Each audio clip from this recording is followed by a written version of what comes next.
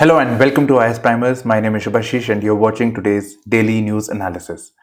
As part of our initiative, I make it a point to share questions for mains answer writing practice, and you can get your answers evaluated for free. So 2 answers every week. And today we have 2 questions. So one is about the criminal justice system. So this is from the opinion section. And I just wanted to share one question, but then there was this report about the high suicide rates in the CAPF. Now, this is important from the point of view of General Studies 3. So here I'm asking a question about the high rate of suicide rates and fratricide amongst the armed forces. So I'm discussing the content on this particular topic. It's rarely that it is mentioned in the news. So today I'm covering these 2 topics. Now coming to the international section, almost everything is covered.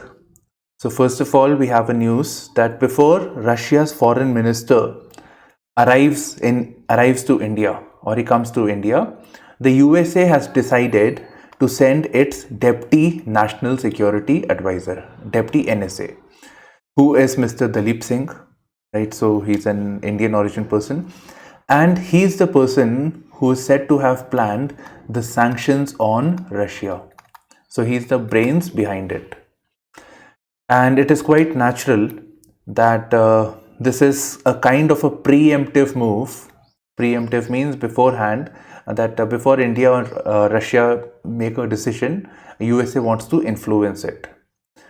Right, that is going to be the idea, and the person who is associated with the sanctions is coming over here. And by and large, it is going to be about India putting pressure on Russia to come to talks, stop this war, and India not engaging, or at least India supporting the sanction regime.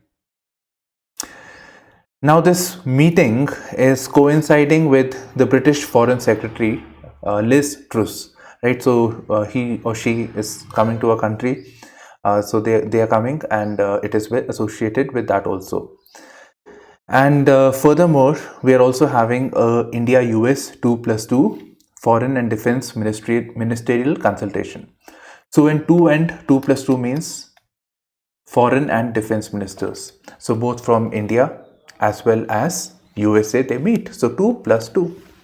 So 4 ministers are meeting. So right, this is the summit that India has with USA. Now this is the list of foreign dignitaries who have come to India in the recent times and those who are going to come. So huge amount of people who are coming, and they say it is not purely about the Russia thing, but it is ever since the war that has taken place, and there is a constant chorus about influencing India's actions on the Ukraine-Russia crisis. Now there is some progress, at least it seems so, with reference to the talks with reference to the Ukraine war.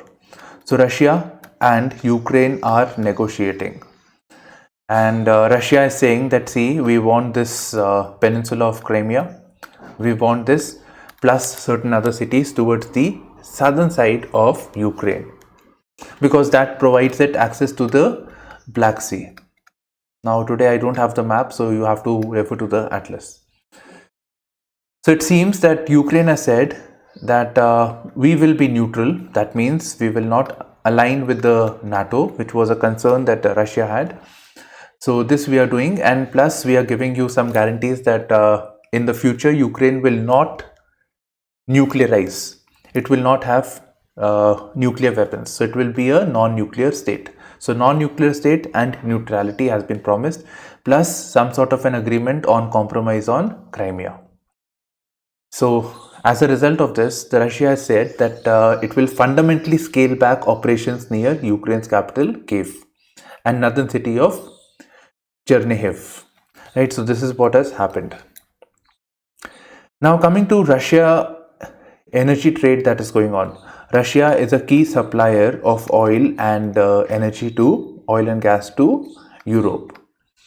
Now because of the sanction, the trade cannot take place in dollars. Europe is also saying we'll put sanctions. So they say, fine, okay, give us the payment in rubles, because it is illogical to give something for free. And in fact, even if the trade is taking place in dollar term also, this dollar is useless for Russians. So they say you have to pay us in rubles. That is a currency. Now, first time I'm seeing this, normally it happens that Indian projects are there and they are taken over by Chinese. Now we are seeing that Indian power projects replace Chinese ventures in Sri Lanka, which naturally has irked China. China didn't like it. So basically, this is Sri Lanka, this is the Tamil part, and India. Now, if Chinese investments are coming around this region of Sri Lanka on the northern side, naturally it is in close proximity to Tamil Nadu, to the Indian state of Tamil Nadu and India, of course. So this India always had reservations on this issue. This is a very serious issue for India. So India doesn't want the Chinese presence in and around Indian peninsula. This is not liked by India. So in the previous time, the Sri Lankans, when they announced these projects for the Chinese companies, so India had expressed their reservation. They said that this is too close to India. It's a project coming up in the Pok Bay, barely 50 kilometers off Tamil Nadu. So India said, okay, fine, you want this project, right? You want power, you want electricity, you want development, fine, you want it, right? Now Chinese have given you loans, and Chinese are saying that our companies, Chinese are giving money to the Sri Lankans on loan, that is at some interest rate. So this money has to be returned back, and these loans will be used to pay the Chinese companies who are manufacturing whatever things they are doing, whatever development work. This is fine. The loans, right? You have to return this. We will give you grants. We will give you grants. Grants means that it is a grant. You don't have to return this. So on favorable terms, they had promised to give it. So Sri Lanka was confused because they cannot say, I mean, India is a major power in the region and China is a superpower. So they were confused and they decided to defer. Right, they decided to defer, they decided to delay, they didn't take a decision altogether. Now it has come that there are certain power projects in this region which Indian companies will be doing it and replace the Chinese companies. So one project is by NTPC and the rest is by the Adani group. Right, so this is one development that has taken place, and this makes sense also because India has also provided them a line of credit, loan deferment. In the yesterday's news, we had covered that. Furthermore, we are also working on the Maritime Rescue Coordination Center.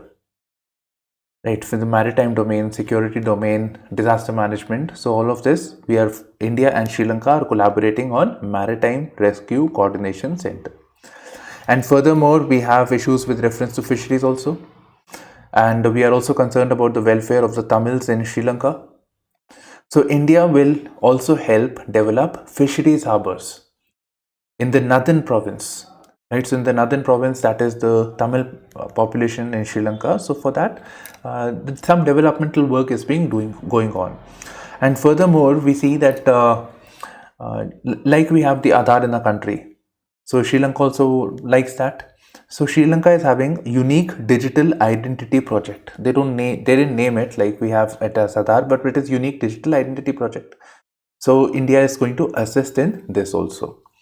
So series of projects, and what we see is intensification of ties between India and Sri Lanka. Now coming to, this is purely pre, and this is rhino population up by 200 in Kaziranga.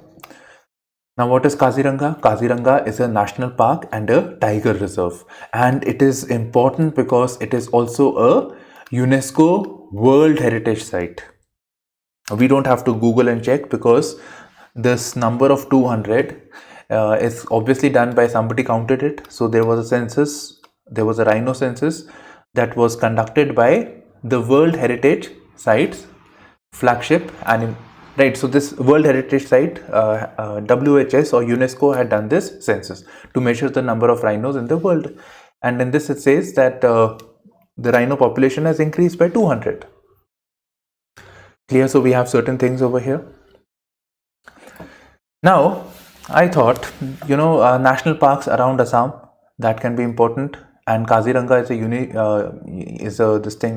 UNESCO World Heritage Site, so we need to know about it. Furthermore, Orang is also a site which has rhino population, and in fact it is also known as mini Kaziranga. Mini Kaziranga. Right. And with reference to national parks, one is the species that are found, like rhinos, especially the unique ones, and tigers are also there. Other thing is that normally these national parks are having some rivers. Water is required for the biodiversity, for the forestation, all those things. So normally they are associated with river.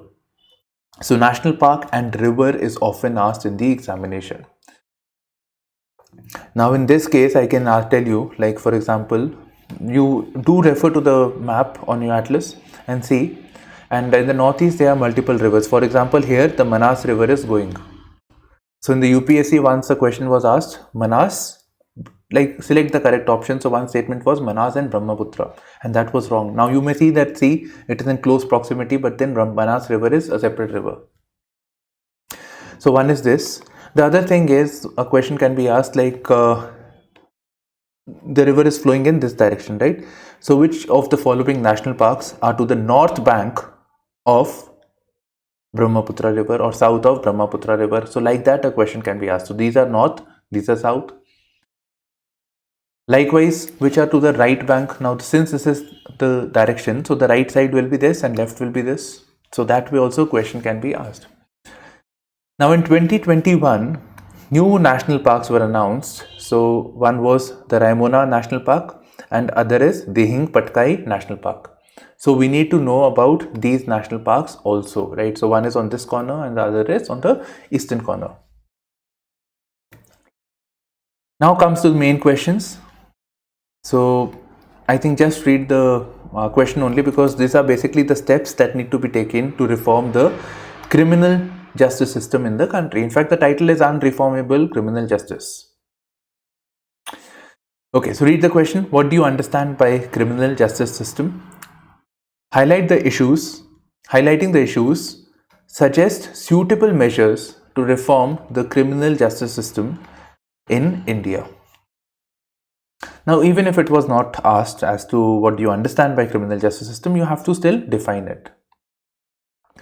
Now, criminal justice system is basically associated with the government agencies that are responsible for law enforcement, adjudication of the justice or adjudication of the crimes, and corrective systems or correcting the crime that has taken place.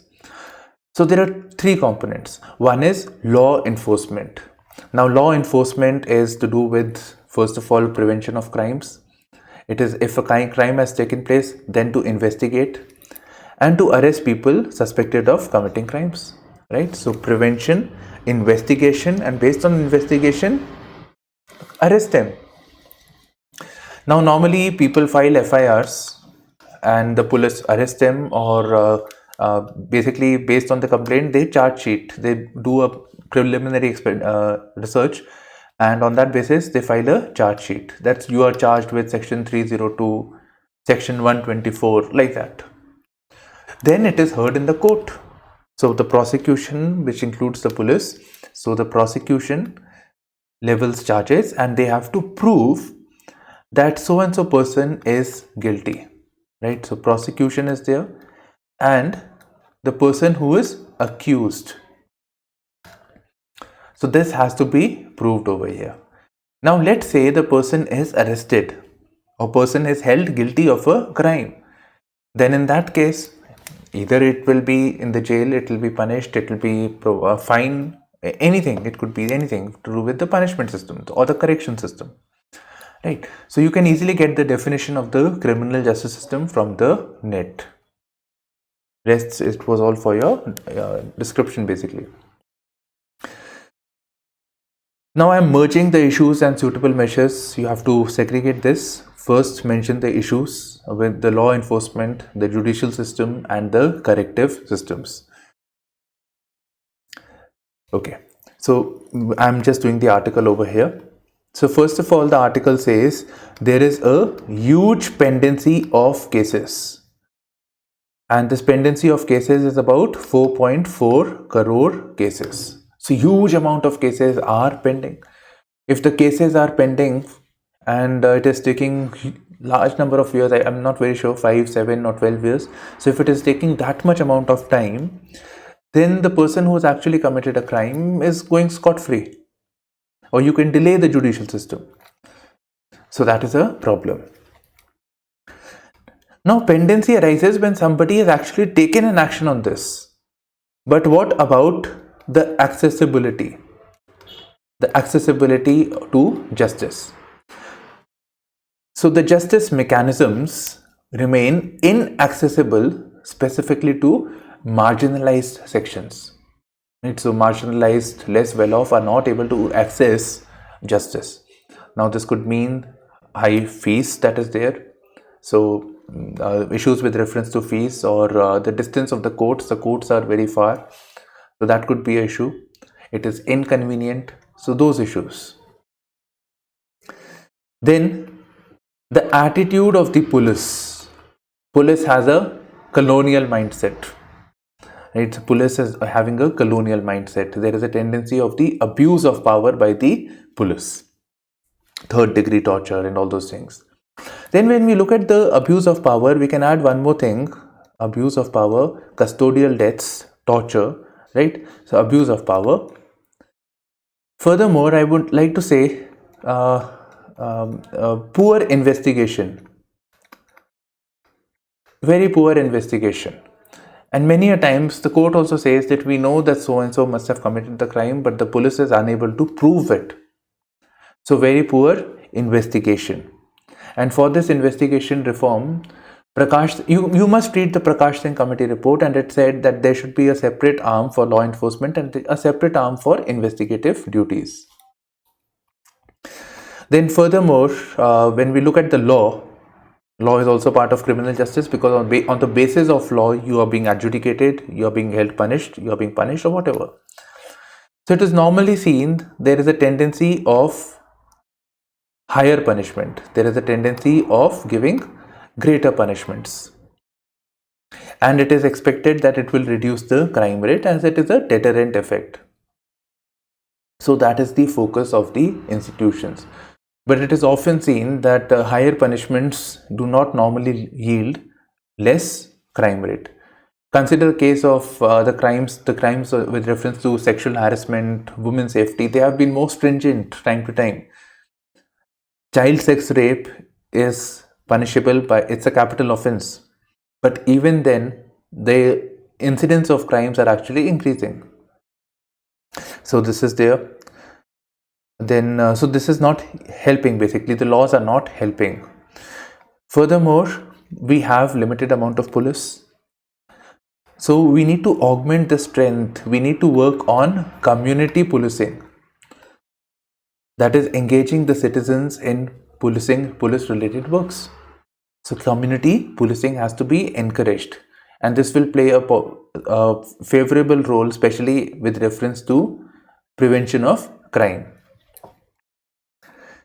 Then we have a problem of high number of under trial. If not wrong, it is more than 66%, or 2/3 of the people who are detained, who are in the jails, they are not yet proven, basically not even heard in the courts. So but they are still languishing in the jails. So this is wrong. So this needs to be rectified.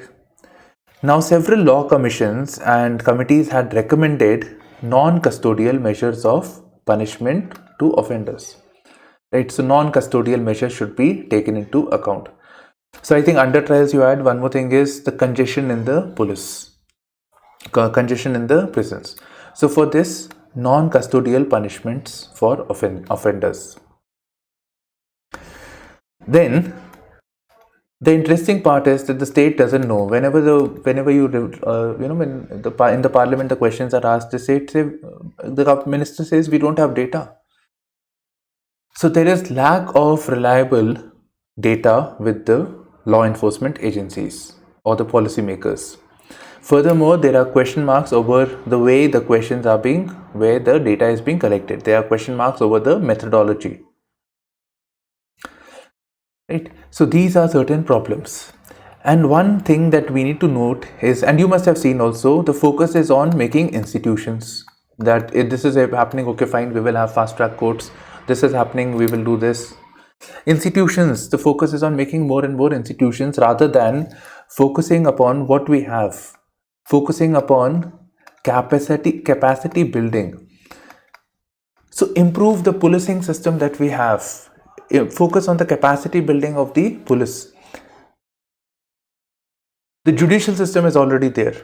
The system of lok adalats, gram nyalay, that are there to address the issue of accessibility.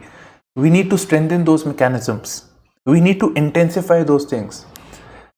Right. So this is something that we need to prioritize over here.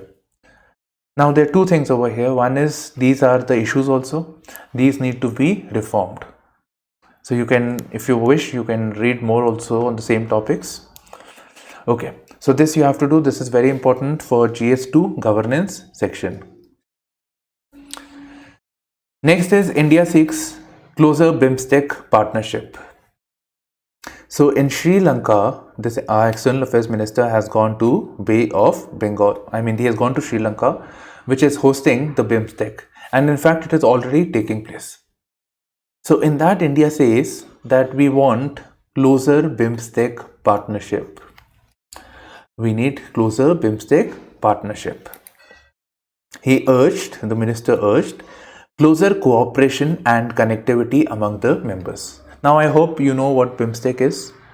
The countries along the Bay of Bengal region plus Nepal and Bhutan. So not all countries are around the Bay of Bengal region. And this was initiated in 1997. So that is what it's saying, cooperation and connectivity. And for this purpose, two things have happened in this particular summit, significant achievements. One is, the BIMSTEC charter has been created. Now what is the charter? Charter basically says that this is BIMSTEC, this is our vision, this is what we do, this is how we will, these are the things that we want to focus upon. So a list of things have been mentioned. That is basically a charter. Do check, go to Google Images and do check citizen charter also. So see what is a citizen charter also. So one is this. And other thing that has happened is BIMSTEC master plan for transport connectivity. So along the Bay of Bengal region, right? So along the Bay of Bengal region, how can we have greater transport connectivity? And it is not just about creation of infrastructure for transport connectivity, but also having some sort of ease with which the communication or the travel can take place. Travel of people, travel of goods, trade, anything. Right, so this is what it is saying. Now something more interesting, the minister said, and this is important, the BIMSTEC countries should create supply and value chains to prevent external shocks because of unpredictable situations in the world. Now what are the unpredictable situations and what are external shocks? One, we are having the external shock of semiconductors. Semiconductors are not available, and that is hampering the production of electronics, production of automobiles, you name it, they are getting affected. So semiconductors. How about energy security? Energy security has been hampered in the recent times, right? So this is one area. And so therefore we need to augment, we need to shore up our domestic capacities and need to broaden and deepen cooperation under BIMSTEC. Maybe one country is not having the capability, but others do have. So we can work together and work on the principles of economies of scale. So that will benefit us. Now moving on to the next article, and this is again, I have a main space question. High suicide rate in CAPF, Centrally Armed Police Force, says ministry. So in 2021, about 156% took their own life. And because of the pandemic, so COVID-19 pandemic, there is basically an overall increase in this year. This is one of the highest. 2021 has been the worst year basically. Now refer to the question. The issue of high fratricide. Fratricide is when two people like killing your own brother basically, or from the same father. So when you're killing, right, let's say two soldiers had a disagreement, or somebody was drunk and they shoot each other. So that type, or somebody had a disagreement with the other person, or somebody was rude to somebody, the person had a gun and shot. That happens. So the issue of high fratricide and suicide rates among soldiers of armed forces and paramilitary. This is CAPF, these are paramilitary, and military, that is armed forces. So it is a cause of concern. In fact, there are research papers even in Europe, and they are studying as to why is it happening in India. So we also should, okay, state the underlying issues and suggest suitable reformative measures to address these issues. Now, naturally, when you're writing this answer, you have to have a fact to establish the statement. Fact to establish the statement that this is a very serious issue. And thereon, you will write a line or two on. Now, this question is specifically asking you the issues, so you will write it in more detail as to what are the factors responsible for the high suicide rates. So you write a line and then you write the points over here. The points are available with us, that's not an issue. And then suitable reformative measures, which we have proper points over here. That is the points from Defense Institute of Psychological Research. And do quote that you're using your points from this, because one is giving your own viewpoint. Nobody is interested in your own viewpoints. Your viewpoints have to be based on certain authority. So you have to quote, okay, fine, DIPR is saying it. This is a serious issue based on certain facts. Right? So your facts, your views has to have certain basis, and that is what is important. So we have a fact that between 2014 to 2021, 787 armed forces have died. In fact, they say that it is more than counterinsurgency and the war. We are losing more because of this. Now, this is something that you can write. Okay. So this is there, including Army, Air Force, Navy, CAPF, you already know. What are the issues? Primary issue is vacancies and associated issues. Now, because of the vacancy, there is difficulty in sending troops on leaves at least twice a year. Right? So that is a problem. Many a times in the household, there are domestic problems. Maybe the wife is there. The soldier is posted on the border in a tense situation, or even if it is not a war, still the person is helpless as to what is happening in his or her house. Right? What is happening in the house, he doesn't have much control. Maybe the wife is complaining. Maybe the wife has a problem with the mother-in-law, or somebody is harassing. But being at the border, one can do nothing about it. One can only talk on the phone. Right? So this is a problem. Okay, so domestic problems, and again, vacancies are connected over here. Then prolonged exposure to counterinsurgency. Now, because of the scarcity of troops and the insurgency challenges that we have across different parts of the country, the exposure is more. Imagine you are on a constant stress that your life will go at any moment. And let's say you're successful also, then you see the bad side of things also, the violence also. There may be abuse, there may be conflict with seniors. Then many of them are appointed as soldiers, but they are doing works that are not suitable for a soldier. So that affects the morale. So lack of dignity in work. This is specific to low rank officials. Then frequent transfers. Then poor officer to troops ratio. I didn't get this troops ratio, but if more officers are there, they can play a role in counseling. They are better trained officers as compared to soldiers, troops. So officers can play an enabling role and can see or sense the problems that are there. Right? So they can play a positive role. So there is a shortage of 7,476 officers and 9. I just had this from the Rajya Sabha basically. The minister's response like this. Now the Defense Institute of Psychological Research, DIPR, has recommended the following steps. So one is rationalizing grant of leave. The other is decrease workload and reduce the tenure of deployment. Right. So obviously leaves have to be increased, decrease workload and reduce the tenure of deployment. And if workload has to be reduced, more vacancies has to be created, more hiring has to be done. Increasing the pay and allowances. Interpersonal relations, building better interpersonal relations between the officers and the men. Training programs in stress management. Enhancing basic and recreational activities, keep them engaged. If people are sitting alone and they don't know what to do, keep them engaged, keep in physical activities, sports, whatever. Just keep them busy all the time. So they are entertained, they are distracted and also physically fit and war ready.